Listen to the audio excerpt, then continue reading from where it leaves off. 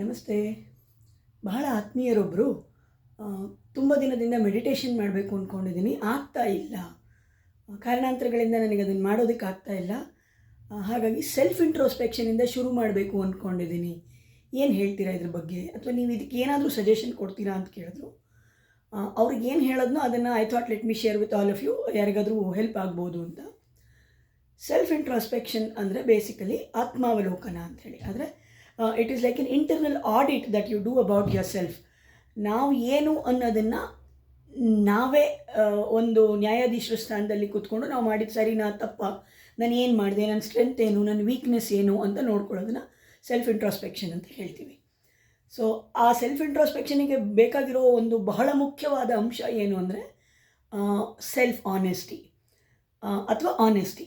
ಆತ್ಮಾವಲೋಕನ ಮಾಡ್ಕೊಳ್ಳುವಾಗ ಆತ್ಮವಂಚನೆ ಮಾಡಿಕೊಂಡ್ರೆ ಅದಕ್ಕೆ ಆತ್ಮಾವಲೋಕನಕ್ಕೇನು ಪ್ರಯೋಜನವೇ ಇರೋದಿಲ್ಲ. So you have to be brutally honest with yourself. I understand if you want to share your details with others, you are scared of being judged ಅಥವಾ ಹೇಗೆ ಹೇಳೋದು, ಗಿಲ್ಟು, ಶೇಮು ಎಲ್ಲ ಅಡ್ಡ ಬರುತ್ತೆ.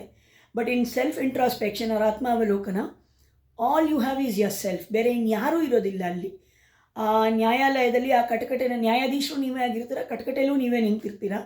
ಸೊ ಎಷ್ಟು ಸಾಧ್ಯವೋ ಅಷ್ಟು ಆನೆಸ್ಟಾಗಿ ನಿಮ್ಮ ಲೈಫನ್ನು ನೀವು ಆಡಿಟ್ ಮಾಡಿಕೊಂಡ್ರೆ ಎಲ್ಲಿ ತಪ್ಪಿದ್ದೀವಿ ಅಂತ ಗೊತ್ತಾಗುತ್ತೆ, ಅದನ್ನು ಹೇಗೆ ಸರಿ ಮಾಡ್ಕೋಬೋದು ಅನ್ನೋದಕ್ಕೆ ಉತ್ತರಗಳು ಸಿಗ್ತಾ ಹೋಗುತ್ತೆ ಅಂತ ಹೇಳಿ.